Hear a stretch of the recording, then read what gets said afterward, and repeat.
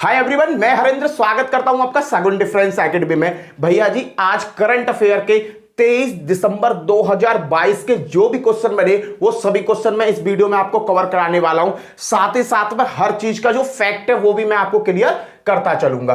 Clear है भैया जी? चलो जी, पहला क्वेश्चन देखते हैं। पहला क्वेश्चन क्या है? पहला क्वेश्चन ये आया भैया, निम्नलिखित में से 20 दिसंबर 2022 को किस स्कॉर्पियन पनडुब्बी को भारतीय नौसेना में शामिल किया गया है? भाई साहब, एक बात तो मानने की है, भारत है ना अब रक्षा पे बहुत ज्यादा सिक्योरिटी, जो बॉर्डर सिक्योरिटी है और रक्षा पे जो अपनी अंदरूनी ताकत है ना उसे बढ़ाने के लिए बहुत सारा काम कर रहा है। इसी के तहत 20 दिसंबर 2022 को एक नई पनडुब्बी इसमें ऐड कर दी गई है भारतीय नौसेना के लिए, जिसका नाम है बागीर। क्या नाम है? बागीर नाम है भैया। क्लियर? अब ये बागीर भाई स्कॉर्पियन पनडुब्बी, यहां पे एक शब्द आया स्कॉर्पियन पनडुब्बी। इस शब्द को देखो भाई, स्कॉर्पियन पनडुब्बी, ये शब्द कहां से जनरेट हुआ है? भाई साहब, एक प्रोजेक्ट है, याद रखना पेपर में बहुत बार पूछा गया, प्रोजेक्ट P75। कौन सा है? Project P75। भाई प्रोजेक्ट P75 के तहत कितनी पनडुब्बी बनानी है? 6 पनडुब्बी बनानी है टोटल। कितनी बनानी है? 6 पनडुब्बी बना के देनी है। किसको? भाई साहब, इस काम को अंजाम दे रहे हैं फ्रांस प्लस भारत और फ्रांस मिलकर P75 प्रोजेक्ट पर काम कर रही है। इनका मेन काम क्या है? इन्हें टोटल 6 पनडुब्बी बनानी है। भाई फ्रांस की कौन सी कंपनी इसमें वो है इन्वॉल्व है? तो फ्रांस की जो कंपनी है मेर्सल नेवल ग्राफ, और भारत की है भाई साहब जानी पहचानी Mazagon dock ship builders limited. भाई देखो, फ्रांस की तो मार्शल नेवल ग्राफ कंपनी और भारत की माझगांव डाक शिप बिल्डर लिमिटेड कंपनी मिलकर हमको P75 के तहत कितनी पनडुब्बी देंगे? 6 पनडुब्बी देंगे। अभी तक ये कितनी पनडुब्बी दे चुके हैं? अभी तक ये 5 पनडुब्बी दे चुके हैं। जो 20 दिसंबर 2022 को जो पनडुब्बी ऐड करी गई है उसका नाम है बागीर। इससे पहले ये कौन कौन सी पनडुब्बी दे चुके हैं उस चीज को देखो भाई साहब। इससे पहले इन्होंने दिया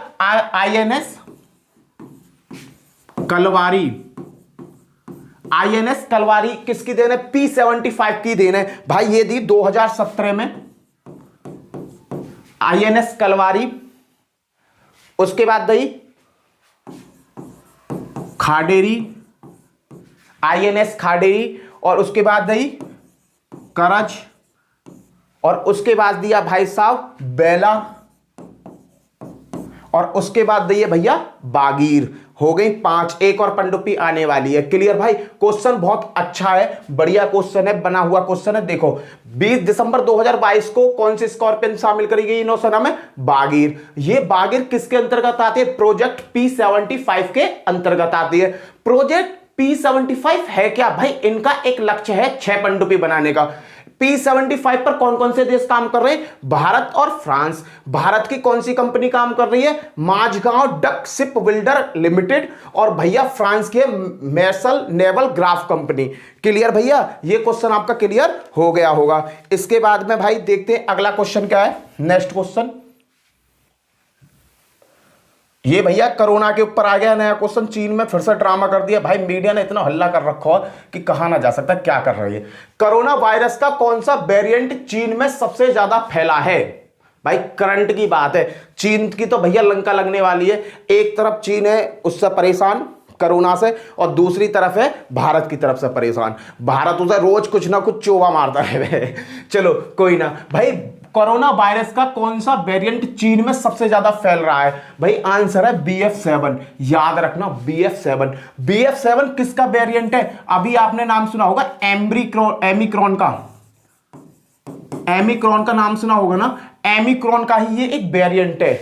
एमिक्रॉन का ही क्या है? ये वो है वेरिएंट है। भाई कोरोना फैलाया किसने था? इन बेवकूफ चीन वालों ने ही फैलाया था। अब क्या हुआ? अब वहां पर एमिक्रॉन नाम से भी कोरोना का ही पार्ट है एमिक्रॉन। एमिक्रॉन का एक और पार्ट पैदा हो गया जिसका नाम है BF7। भाई साहब न्यूज वाले बता रहे हैं कि ये 80% लोगों में फैल जाएगा कुछ ही दिनों में।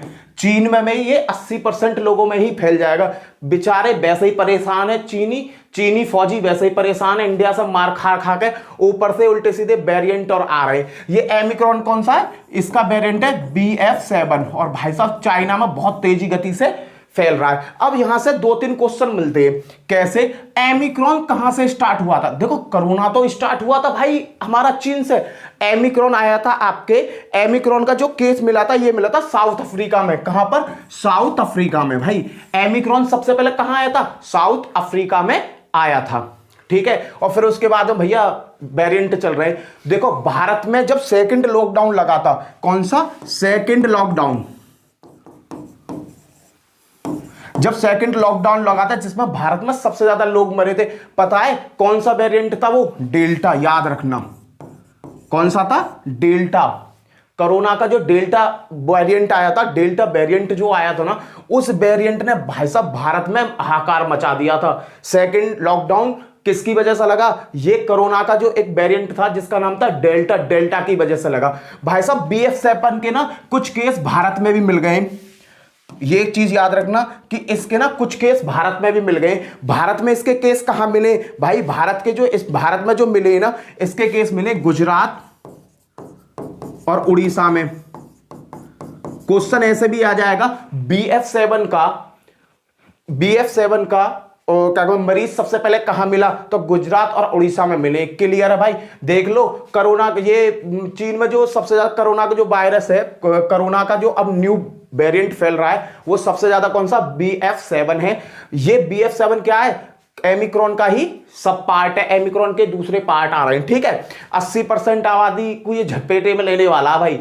चीन परेशान है, भारत एक तो रोज नई नई मिसाइलों का परीक्षण कर रहा है, नई नई हथियार बना रहा है और नई नई रणनीति कर रहा है। यूएनओ में भी अपनी जगह बनाने की पूरी पूरी तैयारी भारत ने कर ली है। चीन एक तो परेशान है, वही वाली बात हुई ना, सिर में दर्द तो कर रखो है कोरोना ने और काया में दर्द कर रखो है भारत ने। क्लियर? ये जो चीन चले ना हाथ पामन में फेंकने वाली नीति, ये सब ठिकाने लग जानी है। ये चीन सोच रहा मैं जगत गुरु बन जाऊं। अब बेवकूफ भारत, तू तो अब पैदा हुआ, भारत तेरे से पहले से ही जगत गुरु बना हुआ है। चलो जी, सेकंड लॉकडाउन में कौन सी बोल रहे हैं? वो आया था वेरिएंट भारत में डेल्टा के नाम से, याद रखना। उसके बाद में BF7 के मरीज भारत में कहां मिले? गुजरात उड़ीसा में इसके केस देखने को मिले। चलो जी नेक्स्ट क्वेश्चन, अगली बात करते हैं नेक्स्ट क्वेश्चन की। बताओ जी इसका आंसर बताओ क्या है? इसका आंसर बताओ जी। डिजिटल इंडिया अवार्ड 2022, देख लो जी, बहुत बढ़िया है। डिजिटल इंडिया अवार्ड 2022 में प्लेटिनम आइकन अवार्ड केंद्र सरकार की किस योजना को दिया गया है? डिजिटल इंडिया अवार्ड 2022 में प्लेटिनियम आइकन अवार्ड केंद्र सरकार की किस योजना को मिला है? तो भैया ये केंद्र सरकार की को मिला है भैया डिजिटल स्मार्ट सिटी मिशन। लगा दो जी, दूसरा सही है इसका, स्मार्ट सिटी मिशन को। स्मार्ट सिटी मिशन को दिया गया है भाई साहब platinum icon award. Platinum icon award केंद्र सरकार की किस योजना को दिया गया है? स्मार्ट सिटी योजना को दिया गया है। क्लियर है भाई? अब स्मार्ट सिटी योजना से बारे में एक दो पॉइंट और देख लो, ये बहुत ज्यादा इंपॉर्टेंट है। स्मार्ट सिटी मिशन जो योजना है स्मार्ट सिटी बनाने, कब चालू हुई थी? ये चालू हुई थी भाई साहब आपके जून 2015 में। कब से स्टार्ट हुई थी? जून 2015 में। अब इसके दो क्वेश्चन बहुत इंपॉर्टेंट बनते हैं। सबसे पहली स्मार्ट सिटी कौन सी थी? तो वो थी भाई साहब भुवनेश्वर। कौन सी थी? भुवनेश्वर। भुवनेश्वर सबसे पहली स्मार्ट सिटी थी भाई साहब भारत की। आ जाए क्वेश्चन, भारत की सबसे पहली स्मार्ट सिटी कौन सी थी? तो आंख मीच के भुवनेश्वर मार देना। क्लियर है? और अगर ये कहे, अब देखो अब तो स्मार्ट सिटी बहुत सारी बन गई है इंडिया में, बहुत सारी, पर अभी की जो लेटेस्ट है 100वीं नंबर की, 100वें नंबर की कौन सी है? ये क्वेश्चन पूछ सकता है। तो ये है शिलांग। भैया क्या है? शिलांग। याद रखना 100वें नंबर की कौन सी है? शिलांग। और शिलांग कहां पर है? मेघालय में। मेघालय। याद रखना भाई साहब, स्मार्ट सिटी का मतलब क्या होता है भाई? स्मार्ट सिटी का मतलब होता है गंदगी ना हो। कहने का मतलब ऐसी सिटी हो जो एनवायरमेंट के अनुकूल हो। किसके अनुकूल हो? एनवायरमेंट के अनुकूल हो। चलो जी अगला क्वेश्चन देखते हैं। ये क्वेश्चन आ गया, देखो डिजिटल इंडिया अवार्ड 2022 में प्लेटिनियम आइकन अवार्ड किस सरकार, किसकी योजना के तहत मिला? स्मार्ट सिटी मिशन के तहत मिला। भाई स्मार्ट सिटी मिशन कब चालू हुआ था? जून 2015 में। सबसे पहले स्मार्ट सिटी कौन सी थी? भुवनेश्वर। और 100वें नंबर की स्मार्ट सिटी कौन सी है भाई साहब? शिलांग है। और शिलांग कहां पर है? मेघालय में। बढ़िया भाई। चलो जी अगला क्वेश्चन देखते हैं। अगला क्वेश्चन क्या है बताओ इसका। अगला क्वेश्चन आ गया आपके सामने भैया।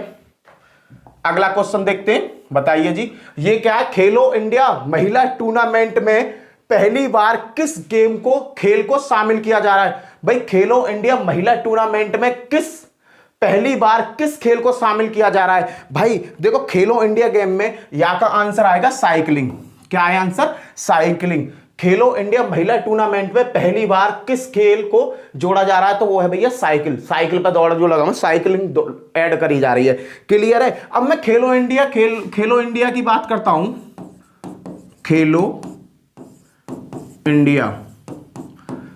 इंडिया गेम्स जो हैं ये 3 भाग में है। क्या भाग में? 3 भाग में। देखो पहला है यूथ का है, और यूथ का भाई आ सकता है। चौथा संस्करण कहा हुआ था इसका हरियाणा में, हरियाणा। और भाई साहब 5th कहां होगा? भाई 4th कहां हुआ? हरियाणा में। और 5th कहां होगा? मध्य प्रदेश में। यही क्वेश्चन याद रखना, क्योंकि इससे यही क्वेश्चन बनता है, बहुत इंपॉर्टेंट। भाई यूथ खेलो इंडिया गेम का जो चौथा संस्करण हुआ था कहां हुआ था? हरियाणा में हुआ था। और 5th कहां होगा? मध्य प्रदेश में होगा। एक आता है यूनिवर्सिटी, खेलो इंडिया यूनिवर्सिटी। भाई साहब 2nd में कहां हुआ था? 2nd हुआ था बेंगलुरु में,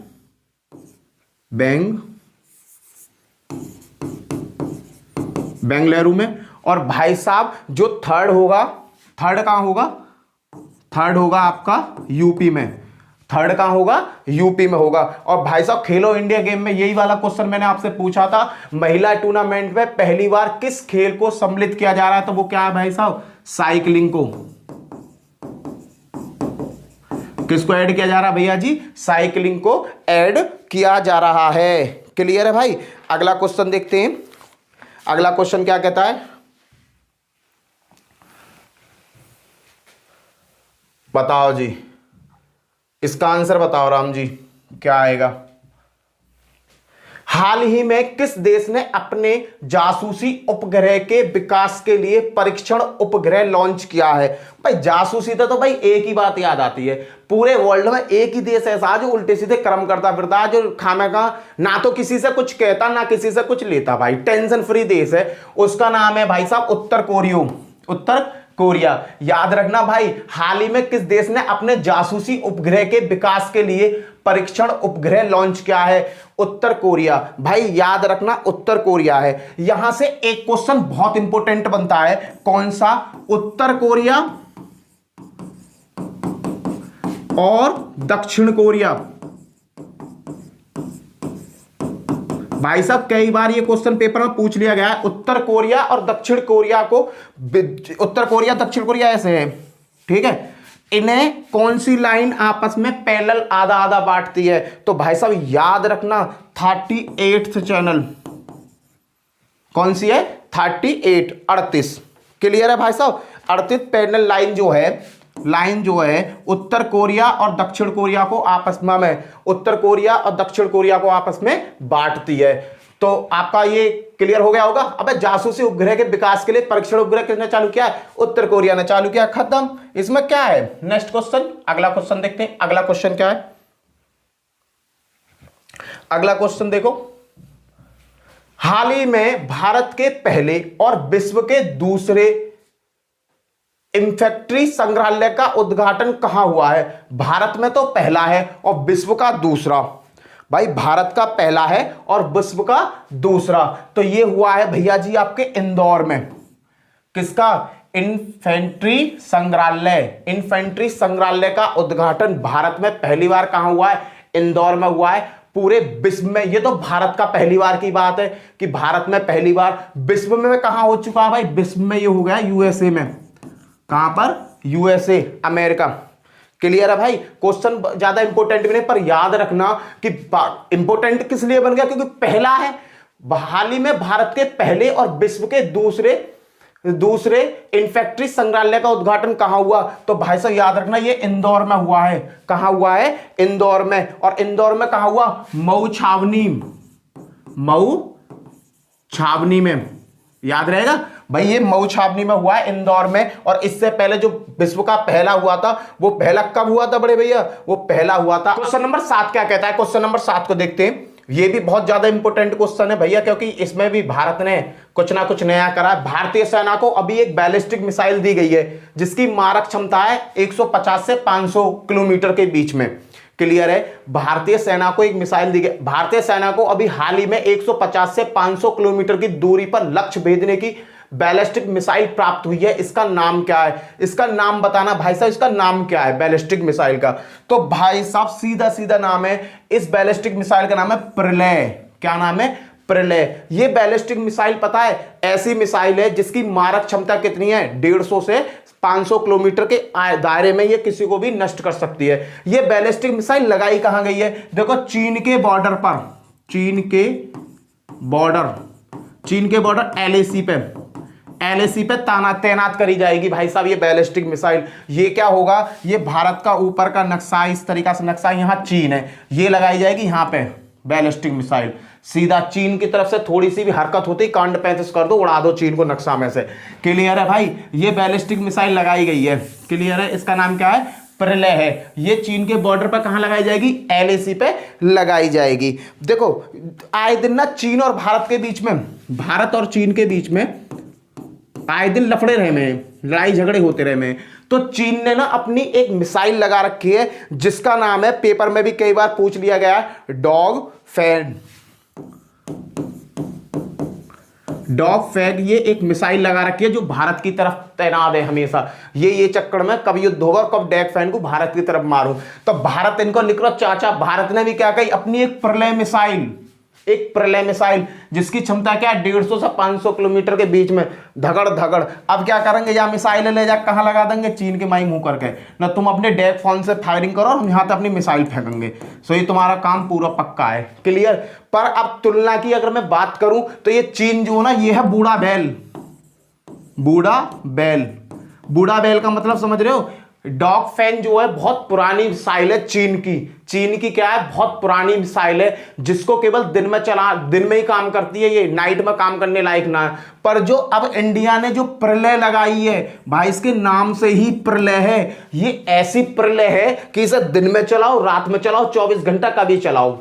क्लियर है। तो ये किसको टक्कर देगी, चीन की डॉग फैन मिसाइल को टक्कर देगी। चीन ना आए दिन आग दिखा गया न, ले मैंने कर दिया तेरे में तैनात। अब भारत वाले भी क्या कर रहे, तू तैनात करो, तेरा भी हम लिया ही चाचा, और सीधे जा चाचा कहां रख देंगे, डॉग फैन के सामने मार।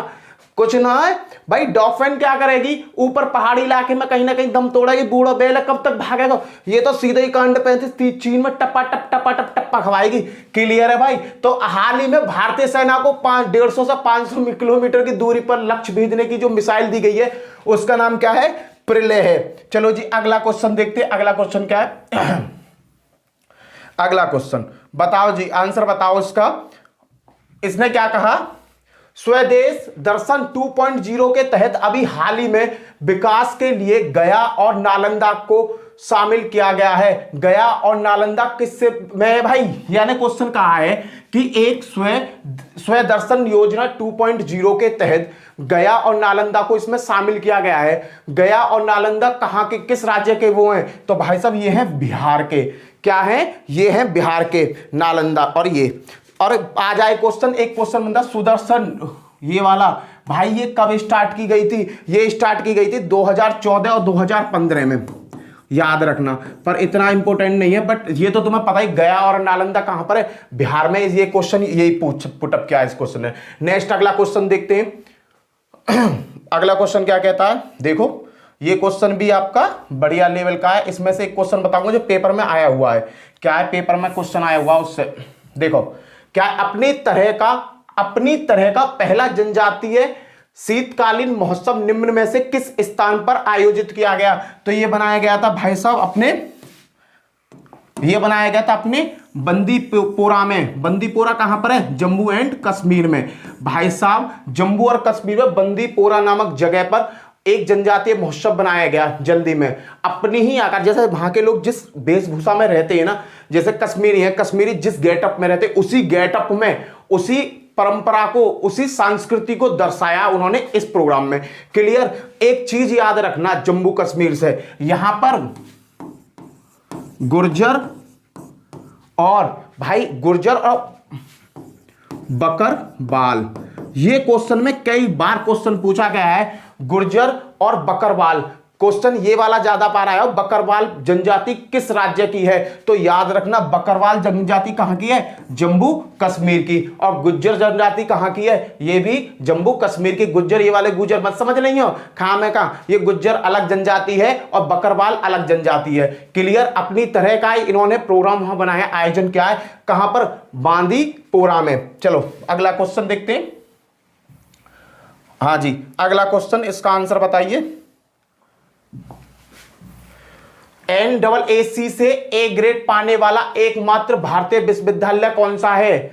NAAC से ए ग्रेड पाने वाला एकमात्र भारतीय। NAAC क्या है? कॉलेजों की संस्था पे देखती है कौन सा कॉलेज अच्छा है, परफॉर्मेंस चेक करती है ऑल ओवर वर्ल्ड की। तो भाई साहब इसमें ए ग्रेड पाने वाला भारत का एक विश्वविद्यालय जिसका नाम है गुरु नानक देव विश्वविद्यालय। कहां पर है ये? अमृतसर में। अमृतसर में है भैया। ये कौन सा नाम है? गुरु नानक देव विश्वविद्यालय। कहां पर है ये? अमृतसर में है। और इसकी ग्रेडिंग कितनी मिली है?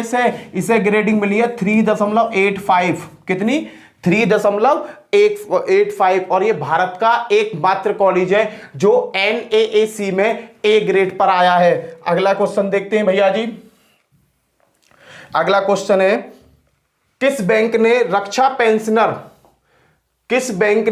पेंशनरों की सेवा प्रदान करने के लिए रक्षा मंत्रालय के साथ समझौता किया है? तो भाई साहब पेंशनर, भाई जो रक्षा, जैसे आर्मी का कोई बंदा वो रिटायर्ड होकर जो उसकी पेंशनर आती है वो किसी न किसी बैंक के थ्रू आती है।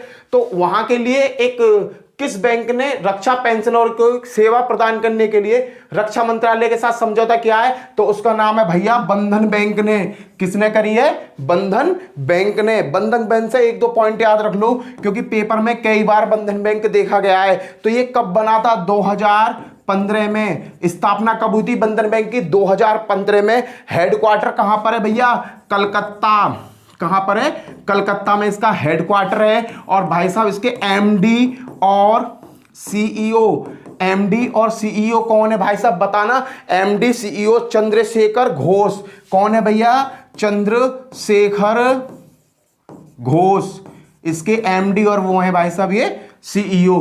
क्लियर है? तो रक्षा पेंशनों की सेवा प्रदान करने के लिए रक्षा मंत्रालय के साथ किस बैंक ने समझौता किया है? बंधन बैंक ने किया है। बंधन बैंक की स्थापना 2015 में। हेडक्वार्टर कहां पर है? कोलकाता में। और इसके एमडी और सीईओ का नाम क्या है? चंद्रशेखर घोष। नेक्स्ट क्वेश्चन, अगला 2 क्वेश्चन देखते हैं भैया। ये एक ऐसा क्वेश्चन है जिससे कुछ लोग तो डरते हैं और कुछ लोगों को बड़ा मजा आता है, जिसका नाम है गणित। क्लियर है भाई? राष्ट्रीय गणित दिवस हर साल किस दिन मनाया जाता है? राष्ट्रीय गणित दिवस हर साल किस दिन मनाया जाता है? तो इसका आंसर है भाई साहब 22 दिसंबर को। कब बनाया जाता है? 22 दिसंबर को राष्ट्रीय गणित दिवस बनाया जाता है। किसके वहां पर बनाया जाता है? श्रीनिवास रामानुजन की उनके जन्मदिन पर यह बनाया जाता है। कब बनाया जाता है? 22 दिसंबर को। भाई साहब इनका जन्म कहां हुआ था? इनका जन्म हुआ था 22 दिसंबर को ही हुआ था, क्योंकि इसी दिन मनाया जाता है। 22 दिसंबर को बनाया जाता है। और इनका जन्म हुआ था 1887 में। कहां पर हुआ था? तमिलनाडु में। ये क्वेश्चन याद रखना। और इस बार इनकी कौन सी वो बनाई गई है? जन्म जयंती बनाई गई है 135वीं। कौन सी? 135वीं जयंती बनाई गई है। इनके ऊपर एक बायोपिक भी बनी है भाई साहब, जो बायोपिक पेपर वालों ने पूछ भी ली है। बायोपिक पेपर में पूछ ली है ये बायोपिक। इस बायोपिक का नाम क्या है? अदर कलर से लिखूंगा, अच्छा रहेगा, याद रहेगा तुम्हें। बायोपिक का नाम है द मैन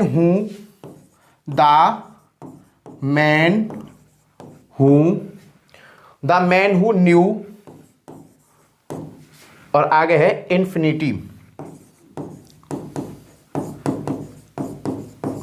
इन्फिनिटी। क्लियर है भाई साहब। राष्ट्रीय गणित दिवस हर साल कब बनाया जाता? 22 तारीख को बनाया जाता। 22 दिसंबर को किसकी याद में बनाया जाता? श्रीनिवास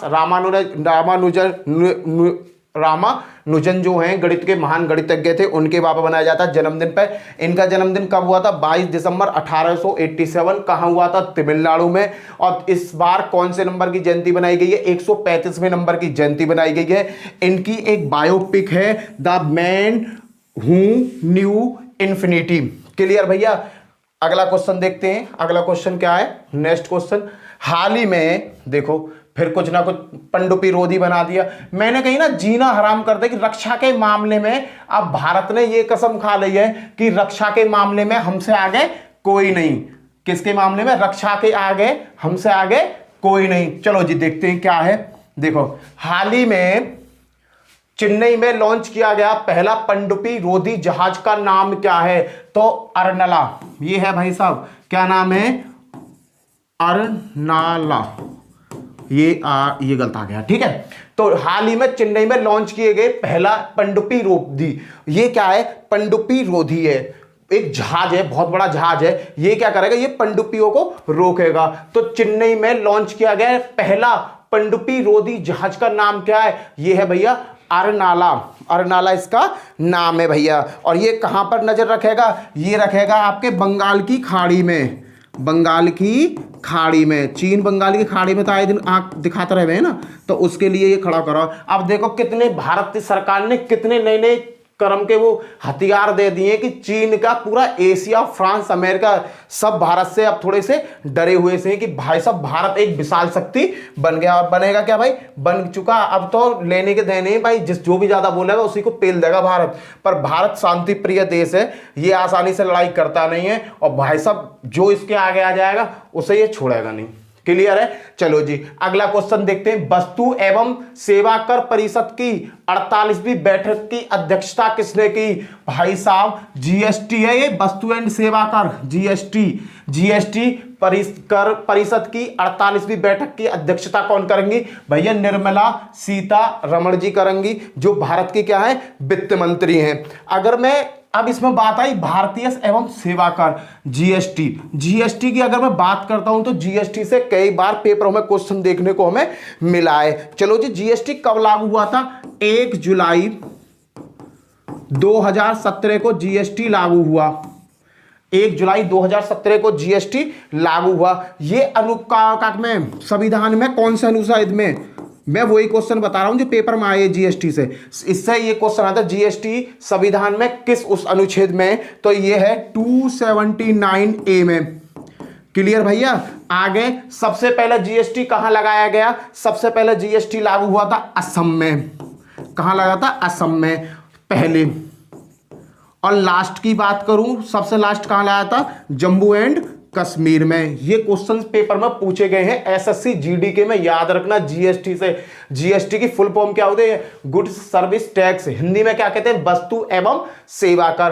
कब लागू हुआ? 1 जुलाई 2017 को। कौन से अनुच्छेद में आता है? 279A में आता है। असम में सबसे पहले और जम्मू कश्मीर में सबसे बाद में लगा था। क्लियर। जीएसटी का जो जीएसटी नंबर होता,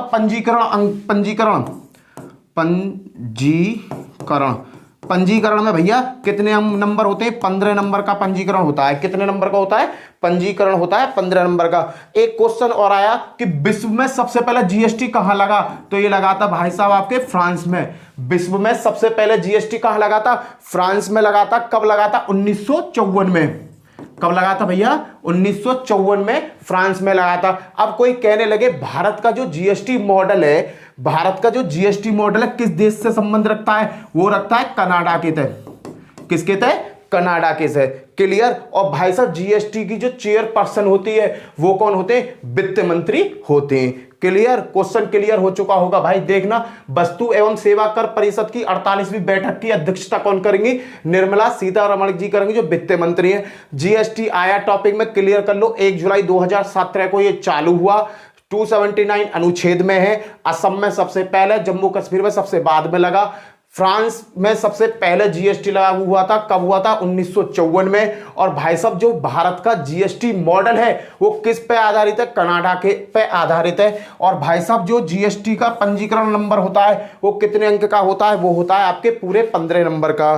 कितने अंक का होता है? 15 अंक का होता है। नेक्स्ट क्वेश्चन चलते, अगला क्वेश्चन भाई साहब बहुत बढ़िया है, यूनेस्को से पूछा गया क्वेश्चन है, अच्छा क्वेश्चन है, बना हुआ क्वेश्चन बहुत बढ़िया। देखो, हाल ही में किस यूनेस्को को विरासत स्थलों की अस्थायी सूची में जोड़ा गया है?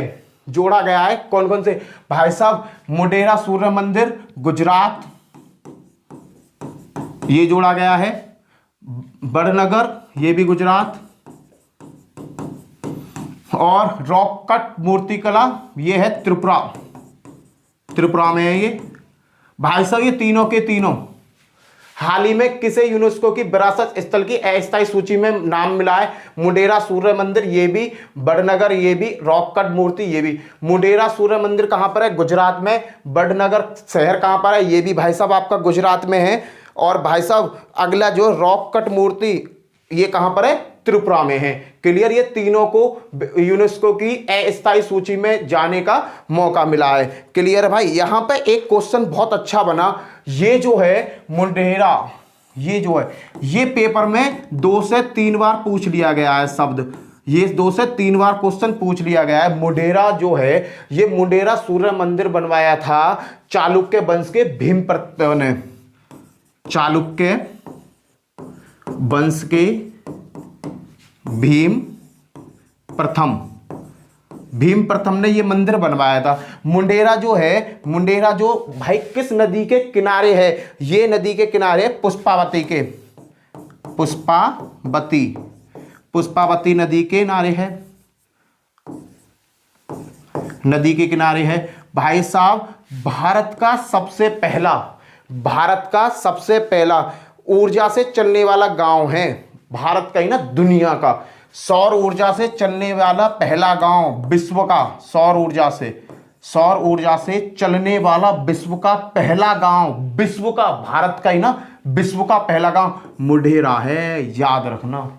क्लियर है भाई, इसीलिए ये शब्द ज्यादा इंपोर्टेंट है। तो विश्व यूनेस्को की विरासत में तीनों को मौका मिला, मोढेरा सूर्य मंदिर, बड़नगर शहर, रॉक कट मूर्ति, तीनों को मिला है भाई। मोढेरा सूर्य मंदिर कहां पर है? गुजरात में। बड़नगर कहां पर है? गुजरात में। और रॉक कट मूर्ति कहां पर है? त्रिपुरा में।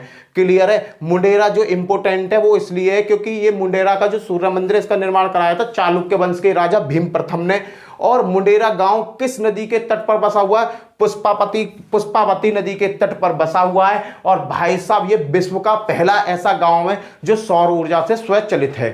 क्लियर है भाई। इसी के साथ भाई पूरे क्वेश्चन हो गए, 15 क्वेश्चन मैंने आपको यहां कराए, पूरे क्वेश्चन हो गए। अगर वीडियो अच्छी लगी हो बड़े भाई, अगर वीडियो अच्छी लगी हो तो चैनल को सब्सक्राइब करना, साथ में बेल आइकन जरूर बजाना। क्लियर, चैनल को सब्सक्राइब करना, साथ में बेल आइकन जरूर बजाना, और वीडियो को ज्यादा से ज्यादा शेयर अपने दोस्तों में जरूर करना। इसी के साथ जय हिंद, जय भारत। फिर मिलता हूं नेक्स्ट वीडियो में। Bye bye.